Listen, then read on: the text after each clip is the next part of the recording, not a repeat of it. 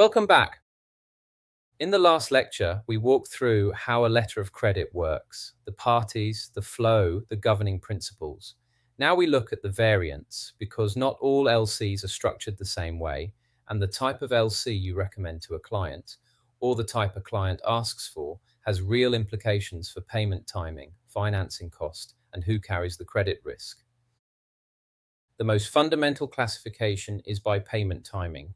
A site LC is the simplest structure. The bank pays immediately upon compliant presentation of documents. The exporter ships, presents the document set, and receives payment. No credit is extended to the importer. They must fund the payment promptly. In practice, most importers pair a site LC with an import loan or trust receipt to give themselves time to receive and on-sell the goods before settling with the bank. Exporters generally prefer site LCs because payment is fast and certain. A Usance LC, also called a term LC, defers payment to a future date, 30, 60, 90, or 180 days after a specified trigger, the date of the bill of lading, the date of shipment, or the date of presentation. When the exporter presents compliant documents, the bank accepts the draft rather than paying immediately. That acceptance is an irrevocable commitment to pay on maturity, as we discussed in Lecture 6. The exporter can choose to wait until maturity or discount the accepted draft to receive cash early at a cost. Usance LCs effectively extend credit to the importer, and they are common in trade relationships where the importer carries more commercial weight, large retailers buying from smaller suppliers, for instance. Now, here is a structure worth understanding in depth because it is widely used in Asia and you will almost certainly encounter it on the desk. UPAS stands for Usance Payable at Site. It is a hybrid.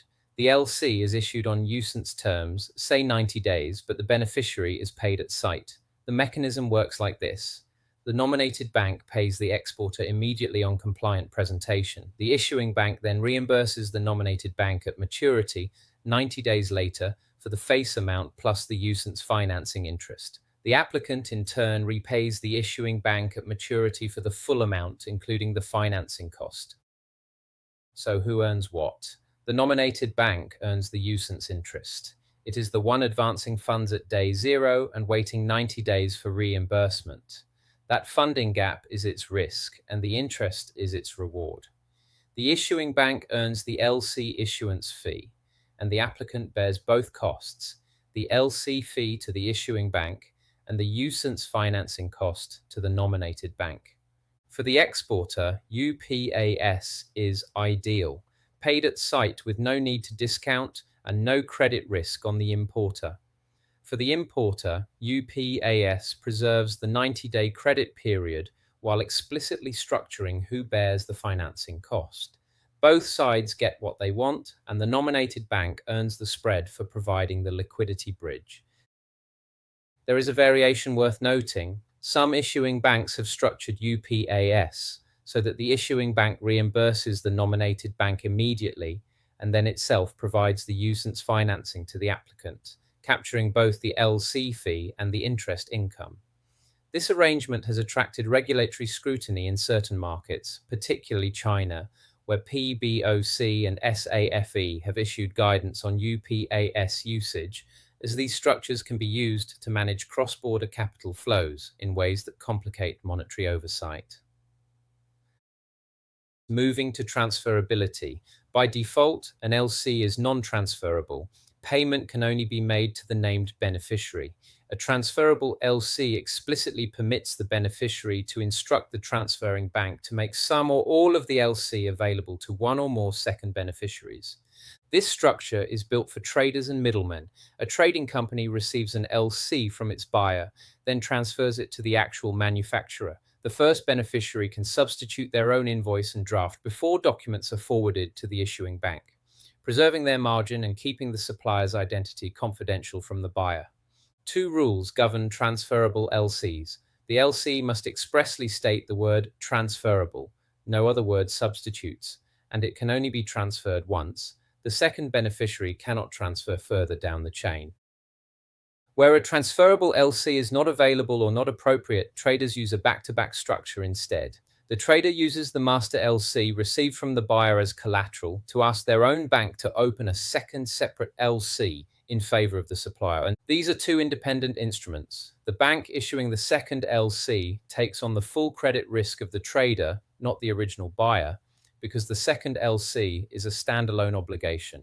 This makes back-to-back LCs more complex and riskier for the issuing bank than transferable LCs, and they require more careful management of timing, document substitution, and amount reconciliation between the two LCs.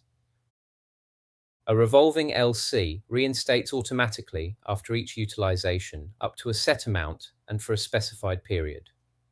Designed for regular, recurring shipments, a manufacturer supplying a retailer monthly, for instance, it removes the administrative burden of opening a new LC for every shipment. Revolving LCs come in two flavors: cumulative, where unused amounts carry forward to the next period, and non-cumulative, where unused amounts lapse. From the issuing bank's perspective, the total potential exposure across all reinstatements must be factored into the credit limit from day one. Finally, two specialized variants. A red clause LC contains a provision authorizing the advising bank to advance funds to the beneficiary before shipment, against the beneficiary's undertaking to ship and present documents. The issuing bank, and ultimately the applicant, bears the risk if the beneficiary takes the advance and fails to perform. A green clause LC extends this by requiring warehouse receipts as evidence that goods exist before the advance is made. Slightly more secure, but pre-shipment risk remains. Both are relatively uncommon today, but they appear in certain commodity markets and specific financing arrangements. When you see one, flag it immediately for senior review. The LC type determines the payment structure, the financing cost, and the credit risk profile of the transaction. Site and Usance are your daily instruments. UPAS is your Asia workhorse. Understand who earns what and why. Transferable and back-to-back are your trader tools, each with distinct risk implications. Revolving is for established, predictable supply chains. In the next lecture, we go into the rulebook itself, UCP 600, and the articles that matter most in practice.